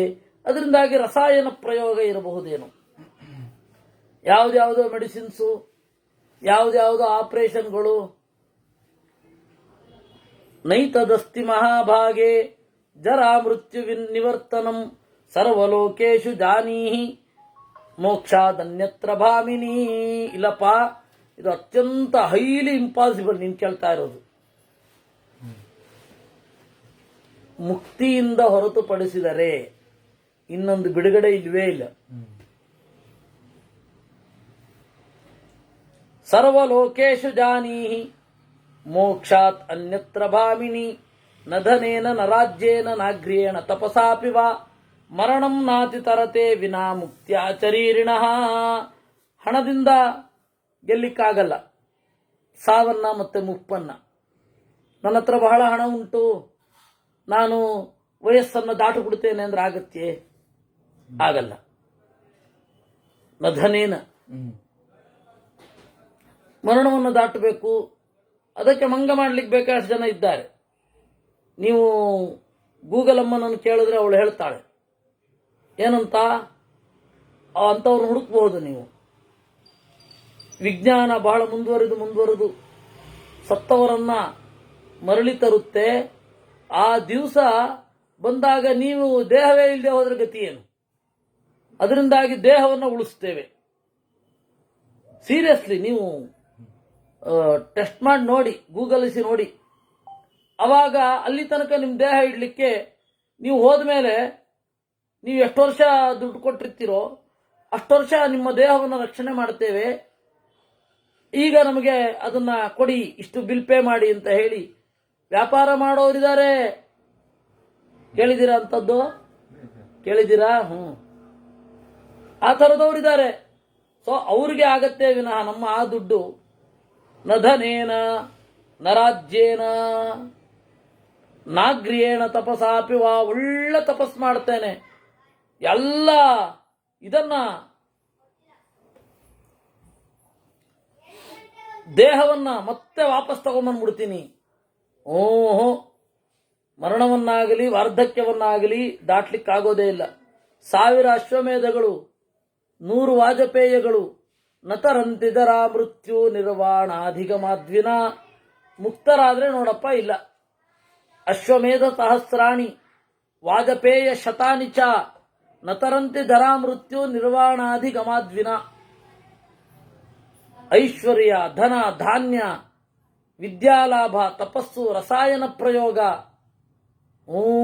ಏನಿದ್ರೂ ಆಗಲ್ಲ. ದಾನ, ಯಜ್ಞ, ತಪಸ್ಸು ಏನು ಮಾಡಿದ್ರು, ಸ್ವಾಧ್ಯಾಯರತರಾದರೂ ಕೂಡ ಮುಪ್ಪು ಬರಲೇಬೇಕು, ಸಾವು ಬರಲೇಬೇಕು. ದೇವತೆಗಳು, ದಾನವರು, ಗಂಧರ್ವರು, ಕಿನ್ನರರು, ಉರಗರು, ರಾಕ್ಷಸರು ಎಲ್ಲರೂ ಕೂಡ ಒಂದಲ್ಲ ಒಂದು ದಿವಸ ದೇಹವನ್ನು ತ್ಯಾಗ ಮಾಡೋದೆ. ಸ್ರವಂತಿ ನಿವರ್ತಂತೆ ಶ್ರೋತಾಂಸಿ ಸರಿತಾಮಿವಾ. ಹೋಗ್ತಾನೆ ಇರುತ್ತೆ. ಅದರಿಂದಾಗಿ ತಪಸ್ಸಿನಿಂದ ಗೆದ್ದು ಬಿಡ್ತೇನೆ ಮುಪ್ಪನ್ನು, ತಪಸ್ಸಿನಿಂದ ಮರಣ ಗೆಲ್ತೇನೆ ಆಗೋಲ್ಲ. ಆದರೆ ಒಂದು ಮಾತ್ರ, ಶ್ವಕ್ಕಾರ್ಯ ಮಧ್ಯ ಕುರ್ವೀತ ಪೂರಾಹ್ನೇತಾಪರಾಹ್ನಿಕಂ ಕೋಹಿ ತದ್ವೇದ ಯತ್ರಾಸೌ ಮೃತ್ಯುನಾನಾಭಿವೀಕ್ಷಿತ. ನಾಳೆ ತಿಳ್ಕೊಳ್ಬೇಕಾದದ್ದನ್ನು ಇವತ್ತು ತಿಳ್ಕೊ, ಸಂಜೆ ತಿಳ್ಕೊಳ್ಬೇಕಾದದ್ದನ್ನು ಬೆಳಗ್ಗೆ ತಿಳ್ಕೊ. ಯಾರಿಗ್ ಗೊತ್ತು, ಸಾವು ನಮ್ಮ ಮೇಲೆ ಕಣ್ಣಿಟ್ಟಿರಬಹುದು. ಅಂದ್ರೆ ಇದರ ಅರ್ಥ ನೀವು ಸಂಜೆ 7ರಿಂದ 8 ಮಾಡೋದನ್ನ 12ರಿಂದ 1 ಮಾಡಿ ಅಂತ ಹೇಳೋದಲ್ಲ. ಅದರ ಅರ್ಥ ಅದರ ಬಗ್ಗೆ ಒಂದು ಇಂಟ್ರೆಸ್ಟ್, ಅದರ ಬಗ್ಗೆ ಒಂದು ಇಲ್ಲ, ನಾನು ಹೀಗೆ ಮಹಾಭಾರತವನ್ನು ಚಿಂತನೆ ಮಾಡಬೇಕು ಅಂತ ಇರಬೇಕು ಅಂತ ಅಷ್ಟೇ. ಅದರಲ್ಲಿ ಉತ್ಕಟತೆಯ ತಾತ್ಪರ್ಯವೇ ವಿನಃ ಬೇರೆ ಇಲ್ಲ. ವರ್ಷಾಸ್ವಿದಂ ಕರೋಮಿ ಕರಿಷ್ಯಾಮಿ ಇದಂ ಗ್ರೀಷ್ಮ ವಸಂತಯೋ ಇತಿಬಾಲ ಚಿಂತೆಯತೆ ಅಂತರಾಯಂ ನ ಬದ್ಧತೆ. ಮಳೆಗಾಲಕ್ಕೆ ಮಾಡ್ತೀನಿ, ಇದು ಬೇಸಿಗೆ ಕಾಲದಲ್ಲಿ ಇಟ್ಕೊಳ್ತೇನೆ ಅಂತ ಬಾಲಕ ಚಿಂತನೆ ಮಾಡ್ತಾನೆ. ಆದ್ರೆ ಮಾಡದೇ ಇರ್ಲಿಕ್ಕೆ ಆಗಲ್ಲ, ಮಾಡಲೇಬೇಕಾಗತ್ತೆ. ಆದ್ರೆ ಒಂದು ಇರಬೇಕು, ಇದರಲ್ಲಿ ನಾನು ಅಂಟಿಕೊಂಡಿರೋದಿಲ್ಲ ಅಂತ. ನನಗೆ ಒಂದು 2-3 ಸರ್ತಿ ಹೇಳಿರೋದು ನಮ್ಮ ಗುರುಗಳು. ನಾನು ಹೇಳಿದ್ದೇನೆ ನಿಮಗೆ, ನಾನು ಇಷ್ಟೇ ಬರಿಬೇಕು ಅಂತ ಯಾವತ್ತೂ ಕೂಡ ಸಂಕಲ್ಪ ಮಾಡೋಲ್ಲ. ಯಾಕೆ ಅಂತಂದ್ರೆ ಪ್ರಭುಪಾದರ ವಿಡಿಯೋ ನೋಡಿ ಅವರು ಹೇಳ್ತಾ ಇದ್ದದ್ದು ಎಷ್ಟು ಕಷ್ಟಪಟ್ಟಿದ್ದಾರೆ. ಯಾಕೆಂದ್ರೆ ಪ್ರಾಣತ್ಯಾಗದಲ್ಲಿ ಬಹಳ ಕಷ್ಟಪಟ್ಟಿದ್ದಾರೆ ಅವರು. ಕಾರಣ ಏನು ಅಂದ್ರೆ, ನಾನಿಷ್ಟು ಮಾಡೇ ಮಾಡ್ತೇನೆ ಅಂತ ನನ್ನ ತೀರ್ಮಾನ. ಅದರಿಂದಾಗಿ ನನಗೆ ನೋವು ಹೋಗುವಾಗ ಇವನಿಂದ ಇಷ್ಟೇ ಮಾಡಿಸ್ಬೇಕು ಅಂತ ದೇವರ ಸಂಕಲ್ಪ. ನಮ್ಮ ಸಂಕಲ್ಪ ದೇವರ ನಿಶ್ಚಯದ ನಡುವೆ ಗಲಾಟೆ ಆಗಬಾರ್ದಲ್ಲ. ಕಾಮೇನ ಮೇ ಕಾಮ ಆಗಾತ್ ಅಂತ ಇರೋದು ಅಲ್ವೇ? ದೇವರೇ ನಿನ್ನ ಕಾಮದ ಜೊತೆಗೆ ನನ್ನ ಕಾಮ ಸೇರ್ಕೊಳ್ಳಿ, ನಾನೇನು ಹೊಸದಾಗಿ ಸಂಕಲ್ಪ ಮಾಡಲ್ಲ, ಇನ್ನು ನಿನ್ನ ಸಂಕಲ್ಪ ಹೇಗೆ ಹಾಗೆ ನನ್ನ ಸಂಕಲ್ಪ ಅಂತ ಹೇಳಿ ಸುಖವಾಗಿದ್ದು ಬಿಡೋದು. ಅವಾಗ ಟಕ್ಕ ಹೊಟ್ಟೋಗ್ತಾನೆ. ಅವರು ಅದನ್ನು ಹೇಳ್ತಾ ಇದ್ರು, ಒಂದು 2-3 ಸರ್ತಿ ಹೇಳಿದ್ರು ನನಗೆ, ಯಾವಾಗ ಕರಿತಾನೆ ಅವಾಗ ಕೂಡಲೇ ಹೊಟ್ಟೋಗ್ತೀನಿ, ಇಷ್ಟಾಗಲೇಬೇಕು ಅಂತ ಇಲ್ಲ ಅಂತ. ಯುವ ಇವ ಧರ್ಮಶೀಲ ಸ್ಯಾತ್, ಅದರಿಂದಾಗಿ ಯುವಕನಾಗಿರ್ಬೇಕಾದ್ರೇನೆ ಧರ್ಮಶೀಲನಾಗಬೇಕು. ಏನ್ ಮಾಡೋದು? ಇಲ್ಲ, ಅದೆಲ್ಲ ವೃದ್ಧರು ಮಾಡಲಿ, ವೃದ್ಧರಾದಾಗ ಗೊತ್ತೇ ಆಗಲ್ಲ ಅವೆಲ್ಲ. ಈಗ ಎಂಜಾಯ್ ಮಾಡಿಬಿಡ್ಬೇಕು. ಅದು ಏನು ಎಂಜಾಯೋ, ಏನು ಮಜಾ ಮಾಡೋದು ನನಗೆ ಇನ್ನೂ ಅರ್ಥ ಆಗಿಲ್ಲ. ಪದೇ ಪದೇ ಚಿಕ್ಕ ಮಕ್ಕಳ ಬಾಯಲ್ಲೆಲ್ಲ ಅದು ಬರ್ತಾ ಇದೆ, ಎಂಜಾಯ್ ಮಾಡಿಬಿಡ್ಬೇಕು, ಮಜಾ ಮಾಡಿಬಿಡ್ಬೇಕು ಅಂತ. ಪಾಪ ಏನ್ ಮಾಡಿರಲ್ಲ ಅವ್ರು ಏನ್ ಮಾಡ್ತಾ ಇದ್ದಾರೆ ಆ ಕ್ರಿಯೆಗೆ ಇವ್ರು ಹೀಗೆ ಹೇಳೋ ಇಷ್ಟೊಂದು ಎಕ್ಸ್ಪ್ರೆಷನ್ ಮಾಡೋ ಅವಶ್ಯಕತೆಯೇ ಇರಲ್ಲ. ಆನಂದ ಆಗತ್ತೆ, ಅದು ಆಗತ್ತೆ ಅಷ್ಟೇ, ಅದನ್ನ ತಂದುಕೊಳ್ಳಿಕ್ಕಾಗಲ್ಲ. ಪ್ರಮೋದ ನಾವು ತಂದುಕೊಳ್ಬಹುದು. ಹರ್ಷ ಪ್ರಮೋದ ಅಂದ್ರೆ ಒಂದು, ನಮ್ಮ ಏನಾದ್ರು ವಸ್ತುವಿನಿಂದ ವಸ್ತುಪೇಕ್ಷವಾದ ಸುಖ ಏನಿದೆ ಅದನ್ನ ಪ್ರಮೋದ ಅಥವಾ ಹರ್ಷ ಅಂತ ಕರೀತಾರೆ. ಆನಂದ ಅಂದ್ರೆ ಬ್ಲಿಸ್ ಅಂತ ಹೇಳಿದ ಹಾಗೆ ಅದು ಆಗಬೇಕು. ಅದಾಗೋದು ಯಾವಾಗ ಅಂದ್ರೆ ನೀವು ಹೊರಗಡೆ ಆರ್ಭಟಗಳನ್ನು ಕಡಿಮೆ ಮಾಡುತ್ತಾ ಇದ್ದಾಗ ಒಳಗಡೆಯಿಂದ ಆನಂದವಾಗಿರೋದು. ಹೊರಗಡೆಯ ಅದು ಬೇಕು ಅಂತ ಅನ್ನೋದು ಕಡಿಮೆ ಆದಷ್ಟು ಒಳಗಡೆಯಿಂದ ಒಂದು ಸುಖ ಇರುತ್ತೆ. ಅದು ಜನಕ್ಕೆ ಗೊತ್ತಿಲ್ಲ. ಅದರಿಂದಾಗಿ ಏನ್ ಮಾಡ್ತಾ ಇದಾರೆ, ಹೊರಗಡೆ ಪ್ರಯತ್ನ ಪಡ್ತಾ ಇದ್ದಾರೆ, ಅಲ್ಲಿಗೆ ಯಾರೋ ಅಡ್ಡ ಬರ್ತಾರೆ, ಸಿಟ್ಟು ಬರುತ್ತೆ. ಇದು ಆಗ್ತಾ ಇರೋ ಸಮಸ್ಯೆ. ಅದರಿಂದ